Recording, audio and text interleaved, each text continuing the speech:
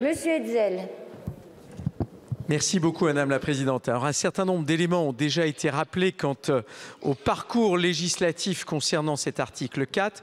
Je voudrais simplement revenir sur un point qui, là aussi, nécessite une vraie réflexion. En l'occurrence, ce texte a pour objectif de lutter contre les dérives sectaires. Eh bien, si vous relisez l'avis du Conseil d'État, il est extrêmement clair.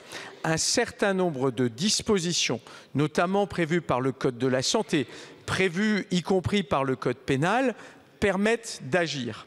Et si vous regardez la rédaction du Conseil d'État, qui a été voulue par le gouvernement, enfin c'était à la demande du gouvernement, eh bien, le Conseil d'État suggère au gouvernement de retirer cet article 4. Donc il y a bien une raison, et d'ailleurs il dit très clairement, dans le délai imparti, il n'est pas possible de faire une autre proposition au gouvernement, raison pour laquelle il suggère un retrait.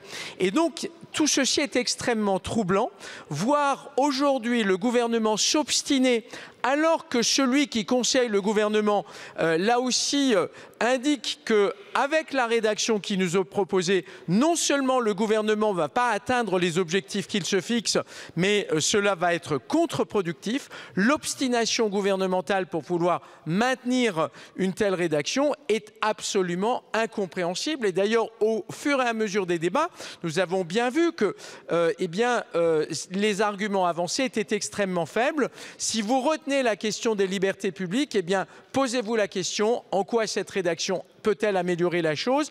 En quoi cette rédaction permet-elle de lutter plus efficacement contre les dérives sectaires? Et vous vous apercevez qu'il n'en est rien. Par contre, les libertés seront là aussi en danger. Et c'est tout de même assez inquiétant. Je vous remercie. Merci, monsieur le député. Monsieur Delaporte.